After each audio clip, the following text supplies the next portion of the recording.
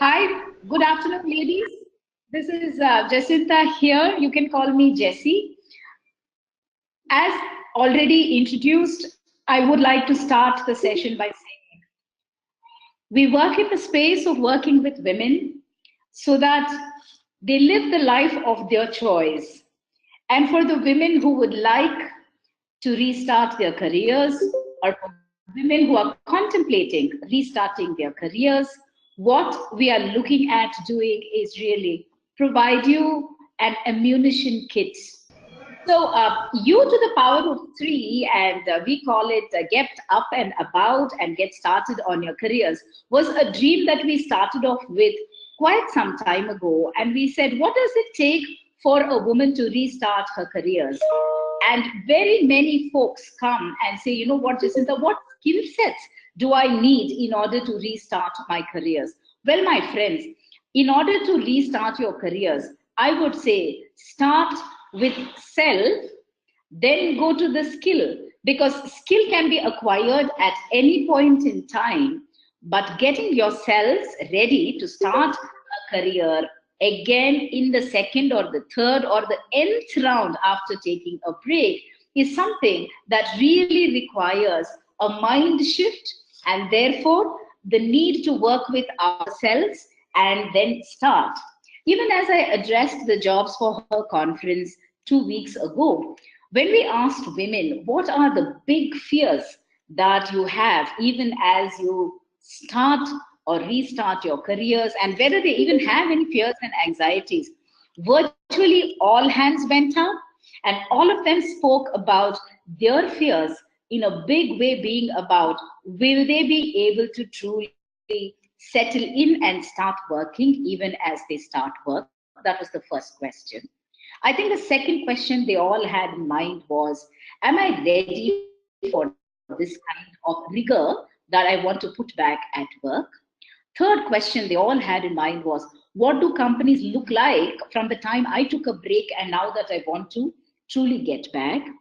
I think some of the other questions they had in their own minds were really, how's my family going to take this? In fact, one of the women posed this particular question, and I thought it's relevant to share with this particular audience. And I want to share all of these experiences in the joy and in the hope that it will inspire everybody else out there. She said, Jacinta, I have a 3 or 4 year old son. And she said, the minute I said I'm going to the restart conference so that I can get back to work, the first thing that my son said was, oh, so you're not going to be at home anymore. You're going to be at work. Is that a good thing? I think you should be at home. And I could see the woman who had so bravely come to the restart conference already having enormous doubts in her head if this was the right thing to do. And she asked me, Jacinta, is this the right thing to do? Because my son looks upset about me going to work. And I had only one answer, and that is, if that's the right thing for you and the right thing for the family, I do believe a 3 year old at some point in time will understand and say, hey, you know what? I'm also happy doing my own things. And though he may not say to you, that's the way it works. And at this point in time, I'd like to share a personal experience. I quit my job after spending about 13 years of working, and in that, about 9.5 years in Infosys Technologies, in order to be a stay at home mom for my little son. And he was already in the first standard, and my dream was that I wanted to spend time with him when he was trying to delicately balance the expectations of a school rigor beyond the primary school, and being able to really just live through his childhood happily. And I thought that is the stage at which I wanted to spend time with him. And as a mother, it was a no-brainer decision for me to quit the job, get on. And I realized one thing: this would also give me the opportunity to spend a lot more time with him. And I quickly realized my son had no such intention of spending time with me, because I would run to his school every day at about 2:30 in the afternoon, freshly packed hot snack plus juice if possible, and I would wait. And I thought now we're getting into this healthy mode because mom's around, etc. And and he would come out of his classroom, look at me, give me a big hug, and then quickly drag me to that little petty shop near his school and ask me to buy the greasiest possible things out there. And once I bought that, he would again look at me, give that big smile, and he'd say, Ma, can I come in the van with my friends and will you follow me in the car? And I did this rigor for 2 weeks, and then I realized my son has his own friends. He has a life of his own, even at that age, and he certainly needs me for certain things, but not really for everything. And then we would reach home, and he would be quickly getting ready to run out and play with his friends once again. And then we would walk inside the house only around 7:30, which was usually the time around which even I walked in from office. So I said, okay, from morning 7 to almost evening 7, I'm really not able to spend time with him. And actually, my son was growing up to be a perfectly normal, healthy child by spending time with playmates and friends and teachers, and obviously also spending time with me, but not necessarily at the hours and the quantum of hours that he was looking at. So after 2 weeks of trying to be a stay-at-home mom, I started accepting consulting assignments, which would keep me away from home till about 4:30, and then I would be back home. And I can tell you, my friends, my son today is 19 years. Touch wood, and God has been kind. He's doing very well. And I can tell you, I went back to having a full-time career in 3 years after taking consulting assignments. So restarting your careers is a decision that you have to take by putting yourself, your needs, and that of your family at the center of decision making, not just saying, can I just drop off my career because I think it's the right thing, or is that the best thing that you can do, or are there ways in which you can continue to remain engaged rather than dropping off? With that introduction, I'd like to move to the next slide, and I'm sure you're having the slides too. The Restart program, as we see it at now, and something that we've even discussed with Jobs for Her, is a 4-step process. You start by unpacking, then you pack what is needed for this journey. The third is the packaging that is needed in order to move ahead. And the last part is staying grounded enough to power on and move ahead. So, what do we mean by unpack, pack, and pack? Like any journey, if you're going to undertake even a vacation now that it is Dasera time in India, and all of us must be getting ready for small or slightly big family vacations with children and the rest of the family members, the first thing we do is really get out the things that we want to pack. But even before we do the packing, we need to clean up that suitcase. We need to ensure that nothing of the residue of our previous journey is still sitting around over there. Clean it up, and then you start packing in. The journey of restarting a career is pretty much exactly like that. Get out yourself, dust out everything that probably was required for the first leg of this journey. Then you say, am I ready for the second journey? That depends completely upon, have you even made up your mind on where this journey is going to take you and which destination you want to reach? Because packing in will need the destination that you are really setting out to. So let's sit back and imagine this like truly a vacation, because this is the season of vacations and festivals. And I'm sure as women, we're all getting ready to be the primary celebration creators and vacation dreamers of our families. Let's look at what we do in the unpacking phase. If you move to the next slide, and I have put it down in the form of 3 things, an A, a B, and a C of what it takes to really move ahead and power on in our careers. My friends, as we unpack, the first thing that hits us, and in our conversations with women who are restarting their careers or even contemplating restarting their careers, is a whole bunch of anxiety. About a month ago, I had worked with about 25 women in a completely different city who were just about to restart their careers.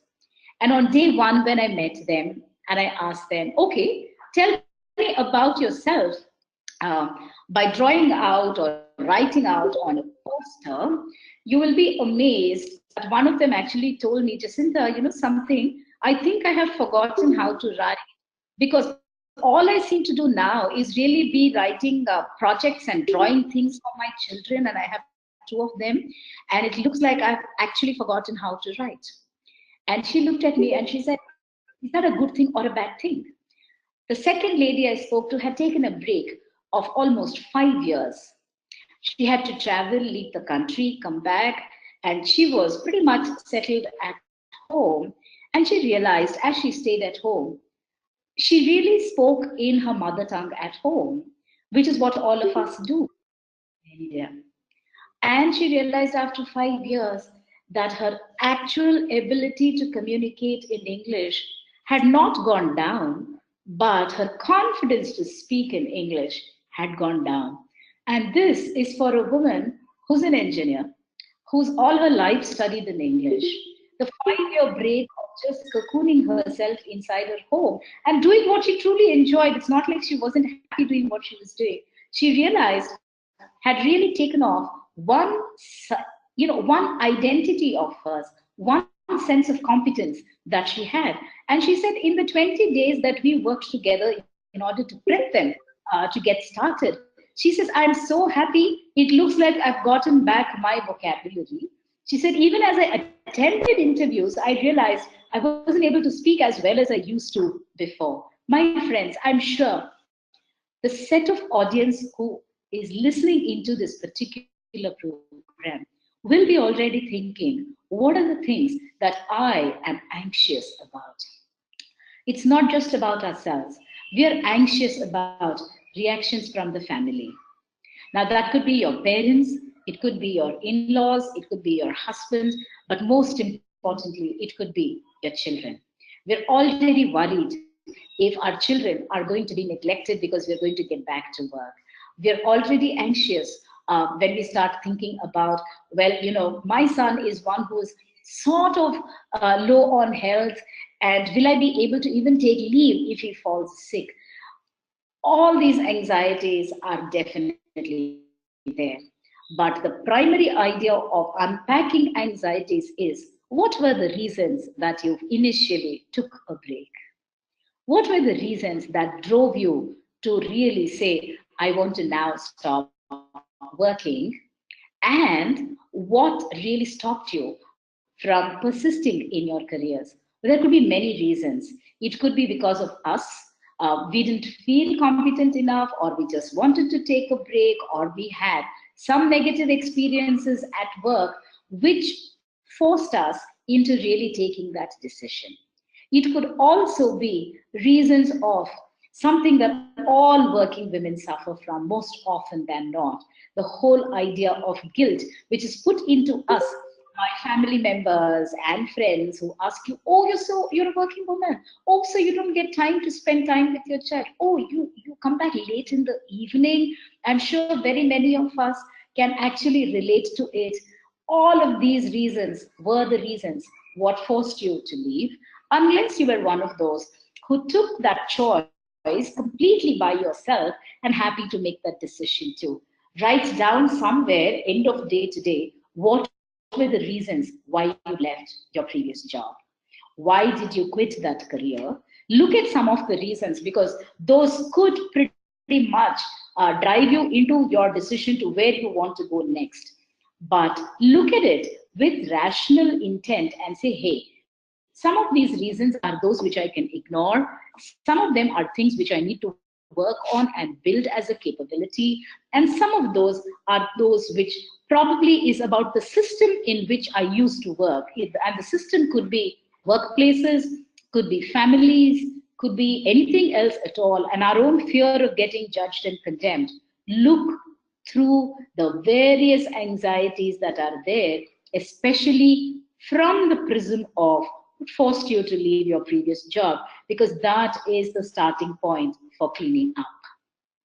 When I was speaking to one of the women, a very, very bright engineer, she had quit her job and was restarting her career, a mother of two, while narrating her beautiful story, she spoke about the fact that in her previous job, when she was an individual, not yet married, she competed really hard with everybody else, and she felt so good because she was a very, very competitive, top-notch professional, even as she started out her career.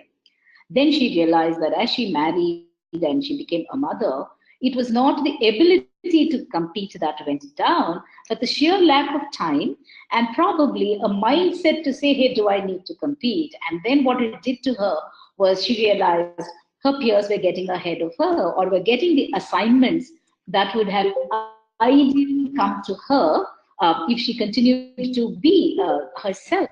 And she says, but that lowered my self esteem in my organization because all the great projects which would invariably be given to me were now being given to somebody else.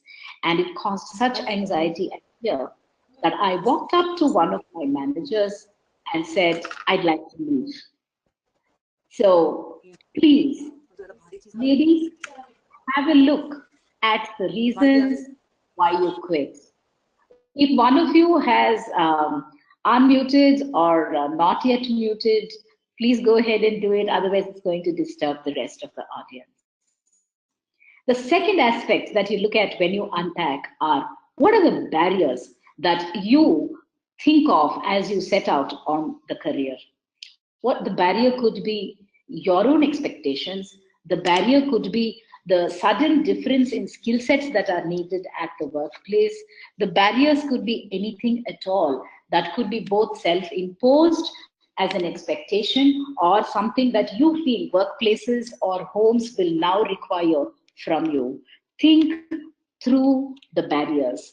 The barriers could also be mindset issues, cultural issues as you move into a completely new organization. I was speaking to one of the women who had left her previous organization because she had experienced harassment. And for her, she had to live down that experience and now was taking courage to come back.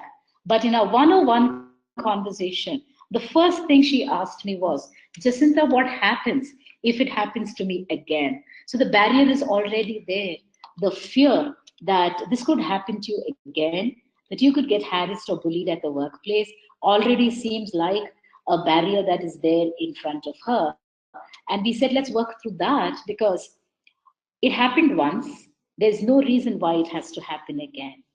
And if it happens again, you need to build capability to overcome that barrier rather than to say, I do not want this to happen to me. Because if we are lucky, we may not have it. But if we are not, and sometimes we go through a few struggles in our lives before we figure out what this is, it was important for her to identify and say and call it out.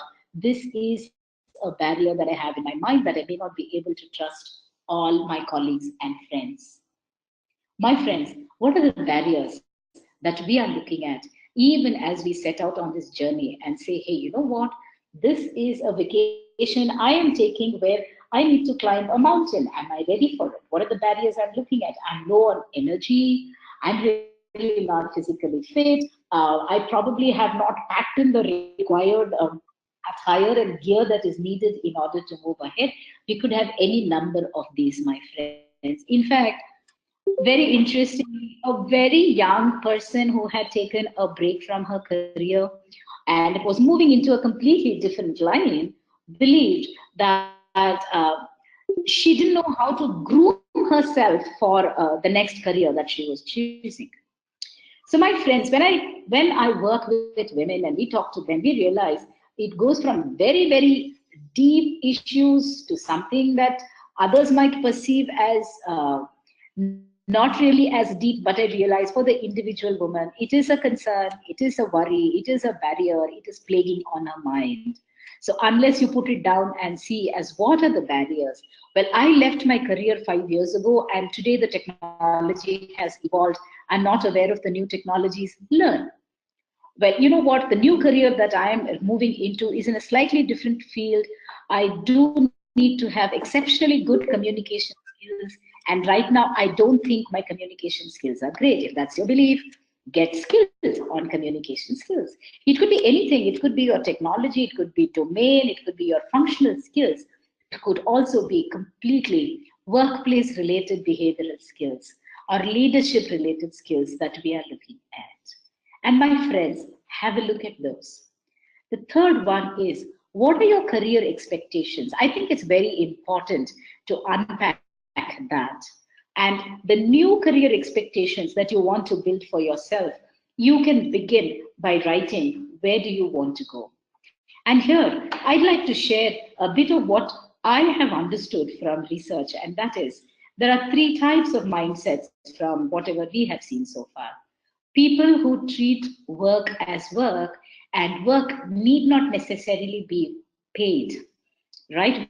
We do a lot of work at home, and I'm sure all of you will agree. Most of it is unpaid, or almost all of it is, right? Except probably a nice toothy grin from your children, or an appreciation from your spouse, or somebody who's higher up in the hierarchy, like your parents or your parents-in-law or the rest of the family, telling you do a great job. There really isn't pay for the work that you do. The second aspect is being able to see it as a job, and jobs are always paid. Are we looking at this as something that keeps me occupied? I just want to do some work other than the work I do at home. And is that the reason why you're restarting? Or are you saying, hey, this is going to be a job, and a job that is fairly serious, and I'm going to be paid for it because I want to be paid for it, and it's important for me to be paid for it well? Then you're looking at a job, and you're saying, hey, this is a decision that I need to make. I need to go to a job, and I will get paid for it, and I will fulfill the expectations of that job. Well, there is another one, and that is called careers. Are you looking at building a roadmap for yourself? Now, that is intense work, right? It begins at where you want to go and why you want to go there in your career journey, and what efforts are you going to take in order to reach that destination. Now, that is a completely different journey. And the last part is people saying, I'm going to go and fulfill a calling. Now, the calling could be anything at all, my friends. And it's up to you and to each one of us to say, hey, do I really have an idea of what the calling is? Now, my friends, there are four sets that we can look at. Is this work something other than what I'm already doing to keep myself occupied, is what people say. I have time and I want to keep myself occupied. Is that the reason why you're restarting your career? Think through. Is it that you want a job? You want to have the satisfaction of having done something very purposeful and feeling rewarded for it? Then there is a job.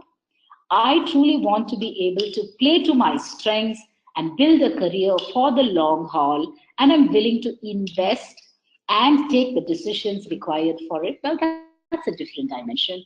Well, I am truly in touch with who I am and what I want, and I know my calling in life, and I want to do only those things.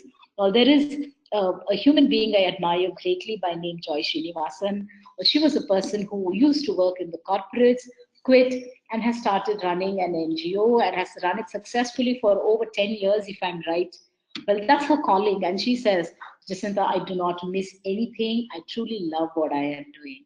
The first questions to ask yourselves as you get set for the restart journey is unpack. Unpack your anxieties. Look at what you see as barriers from your mindset today. And the last part is be clear about why you want to restart your careers. What are the drivers? What are the reasons you want to move ahead? I'm moving on to the next slide, which is about now that you have unpacked for this journey, what are you going to pack into it? The first part I always believe is the A, which is the attitude that you need to bring to work, to home, and to yourselves.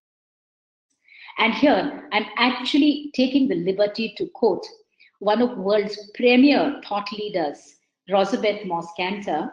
In one of her tweets, she said, to change your lives and change leaders, really show an attitude which can be summed up in the 6 sentences that are here. First is show up.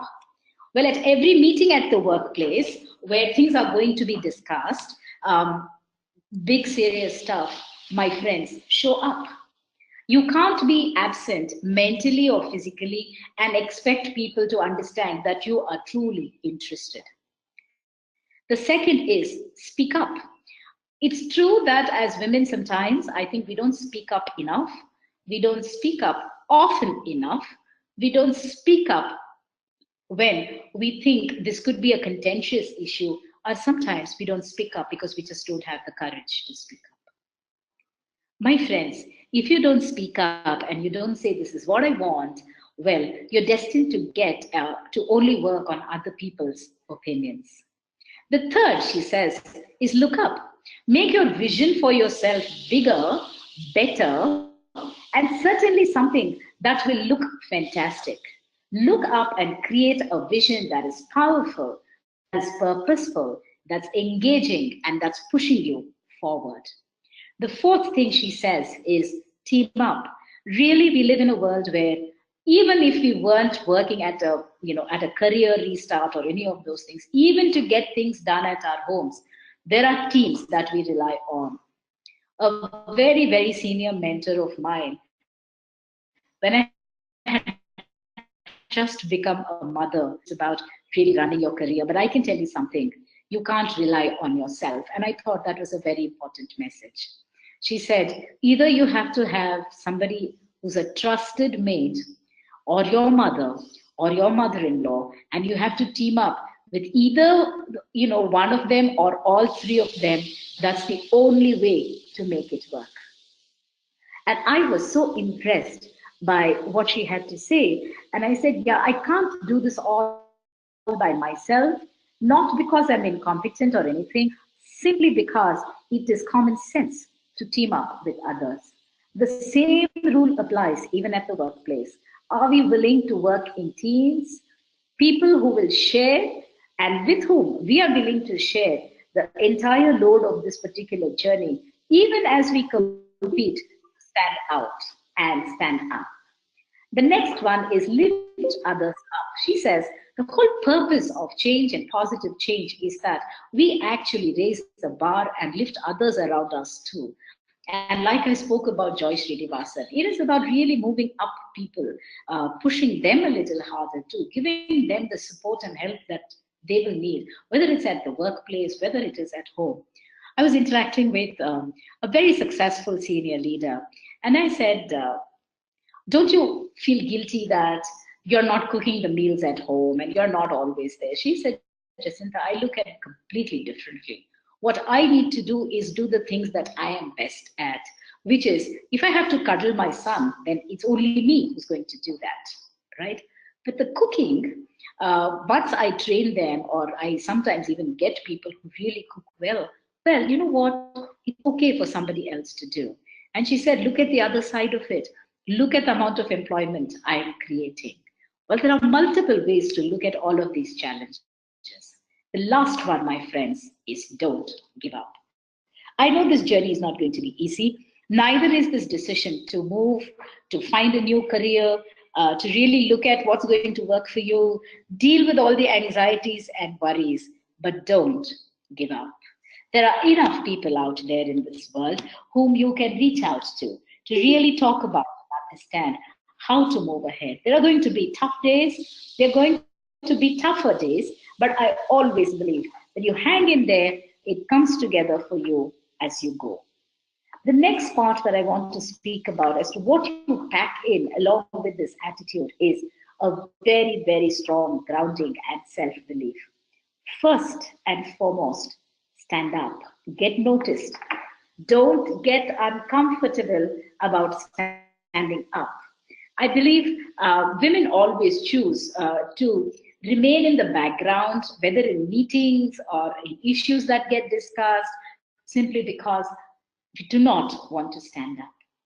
When I conduct my communication sessions, especially with women, and I tell them, this is your time to be under the spotlight, I can bet you, my friends, if the classroom has 25 women, hardly two will be the first ones to volunteer and say, I'm willing to be in the spotlight and come there and stand up and speak in front of an audience. It's not just about speaking. I've seen stand up for what's important to you. Stand up at your workplace. Stand up at home. It's important because otherwise nobody really understands that you are as much a person with needs, desires, hopes, and challenges, not just a cog in the wheel who is meant to really just sustain others. I think it's very important to have that opinion. Second one is really rise up. Every day there is a new challenge coming up. It could be on home, it could be on the work front, it could be in really raising the bar for ourselves as women who work and manage the many challenges. Rise up to meet them. Rise up to the best potential of yourself and rise up to be the best version of who you can be because that's the promise of every day, that's the promise of tomorrow. The third thing that I'd like to speak about is chin up. You're going to get definitely questioned. You are going to question yourself. In fact, a famous writer, if I recollect it correctly, said, when they take the baby out, they put the guilt in. And it's true that sometimes just our guilt itself can get us down. Well, if we don't get ourselves down, there are enough people in the world working almost full time to get us down, and we let them to get us down. But sometimes we might just be part of circumstances which make it difficult. Hold yourself up. Remember the first thing we said about find those teams which hold you up, find people to support you and hold it up. Because if you don't put your chin up, the circumstances can truly get us down. I want to speak about somebody here, somebody whom I admire a great deal. She is a lady who works in a public sector office in Bangalore. In a train accident, she happened to lose an arm and a leg. And you're right. You heard that right. She actually lost an arm and a leg. My friends, she continues to work. She continues to carry herself with such grace, courage, dignity, and absolute professionalism to her work that every time I interact with her, she's an outstanding woman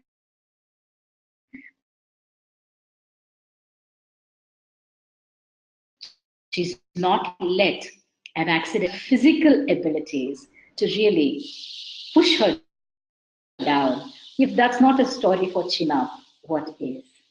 My friends, buck up. Keep yourself physically fit, mentally strong. These are easy things to say, but far harder to do. For us to really see forward, I do realize that even for myself, I am in my mid 40s, actually late 40s, and I struggle with health issues. But I also realize now I'm far more cautious of my fitness. I am far more cautious of what I cook and eat, and I'm willing to stand up for it and say this is important for my health too, because you do not want that to take away from the joys of life where you are trying to not just run a life but truly live it purposefully. Next is be one up. Be willing to compete. It's perfectly fine because it is a competitive world. And unless you compete, you're not going to grow. You don't have to compete unethically, but competition is perfectly welcome because it shows you the metal that you are made of too. And the last one is, in boxing, if I'm right, they always say, she punched way above her weight. If, you're going to fight a person who is above your weight category, body weight category. And truly, my friends, sometimes in our homes and in our workplaces, it's important to punch above our weight. If we think this is a decision that is not okay or it's not well thought through, punch up, even if you think that it's not your place to make a decision about it. Now, the attitude part came from Rosabeth Moscanter. The belief part of it comes from Indian women we have spoken to, and basis those stories is what we have written here. And the C of this whole thing is truly get competent. And competence is really about, like we spoke before, knowledge, skills, and attitude. It could be in your domain, in your function, it could be in anything at all that you believe you need to work on and build as ability. You don't invest time in competence, well, you're not going to get too far. But I also realize that every time I speak to not just women, even men, the understanding of competence is that it's completely one sided. If I'm good in technical competence, I'm going to be completely accepted. And I had a woman participant who would never speak. And I told her that as feedback, and I said, I would like you to speak more often. And she said, ma'am, every time it's a technology thing, I will talk, but otherwise I will not talk. I said, yeah, sure. But you know what? People want to know what you do with technology, not just know the technology. So you have to be able to connect the technology to real life issues. You need to be able to explain to people what this technology really does. I want to share a story of a very, very good mentor of mine. He studied in IIT Delhi and then came to Bangalore to start his career 2.5 decades ago in one of the IT services firm. And every time he would go back to Delhi to explain to his grandmother what a computer was and why this is really the sunrise career opportunity, etc., she could not understand what he was trying to say. So one day he said, let me speak my grandmother's language and see if I can get her to understand technology. So he sat and explained how there is a machine which has a keyboard, and if you type on it, it really puts out information, etc., and tried to explain computer science, etc., to the best of his ability to his wonderful grandmother. So she listened to him patiently for a long time and then looked at him and told, what are you doing, in Hindi? He said, oh, you understand Hindi? She said, oh, so you're a typist. Basically, you're typing things and something is coming out. Well, my friends, if you cannot make technology livable, relatable, is technology. So it's good that you know your domain, that you know your technology, that you know your functional skills, but you've got to deliver on the roundedness of these skills because that's what really works at the new the next slide, which is what do you mean by packaging is a question that people ask me. Isn't packaging sort of negative connotation? What is packaging? I'm saying, just like all of us, I'm sure, have a particular brand to which we go. And last week, when I asked the women, okay, so what's the brand that you truly swear by? One of them said Biba. One of them said, I don't remember the cosmetic brand, but Garnier. She said, I am a Garnier product person, and that's what I really. And one person said Neutrogena, and all of them were vehement about these brands.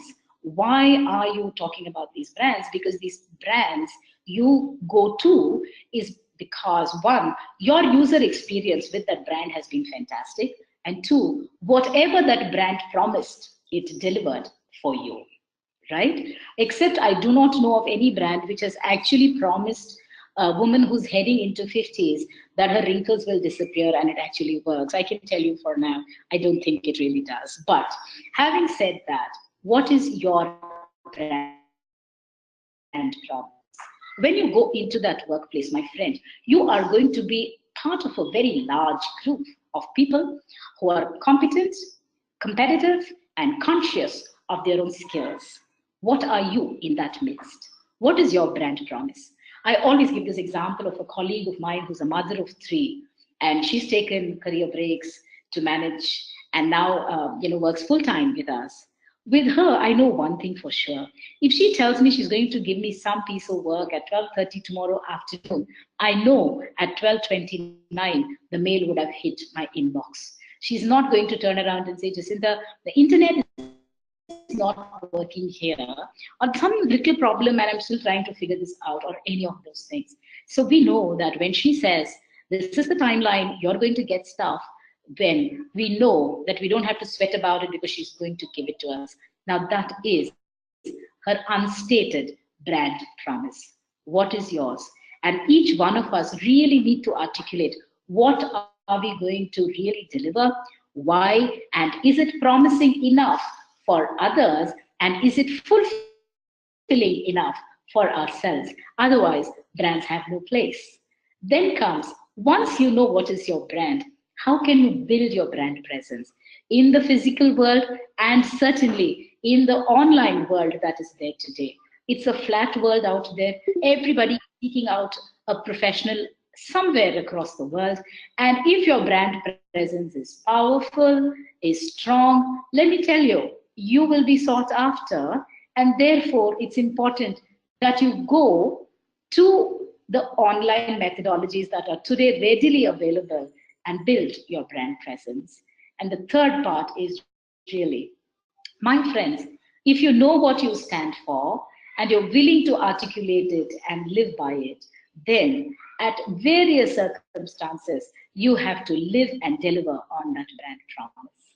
I'm sure as we get started on this restart journey, there is time to sit and think the best way to differentiate myself in a cluttered market out there is not just to be competent, but also be sure that I can deliver not on my competence, but on the promise that only I can deliver. I always believe your brand is like your thumbprint. It's unique, it's a unique asset. And so when I do communication skills workshops, I ask people, introduce yourself. And I can bet again that each one of them will always try and repeat what the other person said in terms of sentencing. 4 years, and I'm so and so, out as a story. If you truly want to leave behind a legacy, you truly want to live by a promise, build your brand, promote your brand, and most certainly live by that brand, because that's what is really going to take us far and way ahead. And I really want to, speak here for each one of us as audience in this group. We always believe that somebody who's a mega success has to come and speak their stories. I can share a story which can inspire somebody else. Every one of us in this audience is capable to inspire somebody else merely by the stories that we share about ourselves. The stories could be about struggles, the stories could be about anxieties, the stories could be about what we have done, the stories could be about how we have not done something, and still that could be the beacon of light for somebody else. So, ladies, trust in your own brand, move ahead and build it. And the last part is Power On. It's a fairly large session in the programs that I conduct. These get done over weeks as we go through the whole thing. But to summarize, in this short 45-minute session, I'd like to really use Germany Kent's words on what it takes to really power on in life. First, there is no substitute to hard work. I want to quote the life of Lakshmi, a lady who's worked with me for a very long time. She works across 5 houses, cleaning them, and her day starts at 6. By the time she completes that part of the leg of work for the day, it's usually 12 o'clock.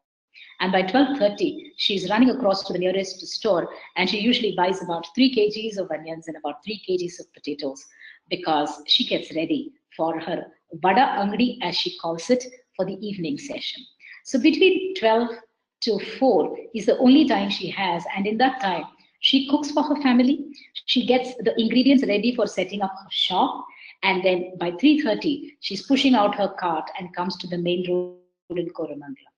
Believe me, you my friends, when it's raining out there and we're all saying, oh my God, I wish I had a vada and a coffee right now, or a bhaji and a coffee right now. We're all going into and meeting Lakshmi, because come rain, come sunshine, come whatever be the weather, she's out there selling her wares. And she stands there at 4:30 in the evening, and the day does not end even at 9:30, 10. And everybody who in pouring rain, standing with a mere plastic cover on her head and trying to really get it going. And she says, Amma, I'm doing all this for my 3 children. It's okay, it'll all work out in the long run. There really is no substitute to putting in our best every day. The second is, how much do we complain about things that probably are truly important, but can we look at beyond complaining to really doing something about it? I read recently of a story of a woman, I think in Kerala, and now it's replicated in Chennai, of a woman who's just set up a refrigerator outside her restaurant where she leaves behind food for people who cannot afford. And she says what it has really helped is people who can't find food, who are hungry and who are poor, who can actually come and eat. Instead of saying, why can't these people do something? Maybe sometimes they're not able to. Maybe their mind is not there. We don't know. Of course, some of it is organized laziness, but the rest could be something else. Can we just complain less and contribute more? The third is, are we willing to listen? And when we speak listen, I always think it's not just about listening to others. Are we willing to listen to ourselves, to what our body is telling us? Listen to what our mind is telling us. Listen to the universe. Listen to every little bit that is willing to talk to us if only we care to listen. And I think it's so important in a world where everybody is sharing their opinions and ideas. And is it possible that we can find a pair of ears that can listen to us? The fourth is really try, learn, grow. Because there is no substitute to that as we try and maneuver through the many challenges that life itself has to offer. Fifth one is don't let people tell you it can't be done. Don't tell yourself that it can't be done. Because I believe with the right attitude, with the right belief, and certainly powering ourselves on with the belief that we can go ahead, we can go way ahead in our pursuit of our own dreams and certainly emerge as satisfied, blissful human beings. And the last one is make no excuses. All of us have chores, all of us have difficulties, all of us in so many ways struggle with many things life throws at us. But make no excuses. Once you've made a commitment, make no excuses. And every time I read these 6 sentences, I'm saying it is so true for the workplaces that we choose to go to. People need us to deliver on our promises by working hard, by complaining less, complain about things that really are super important, but not about out. Listen more, even more carefully, listen to yourself. Try every day to raise the bar for yourself. Learn every day, so that you grow every day, so that you really are the benchmark. And don't let people tell you it cannot be done. In fact, don't let anybody tell you anything that is negative, because my philosophy in life is zero tolerance to negativity. Coming from anybody and anywhere will not be tolerated. And the last is, my friends, make no excuse. If you're at you're at it full on, full time. Whether you're a part-time employee, whether you want to go back as a consultant, whether you say this is what it is. If you say, this is what I intend to deliver, make no excuses, deliver. With that, I'd like to wrap up the session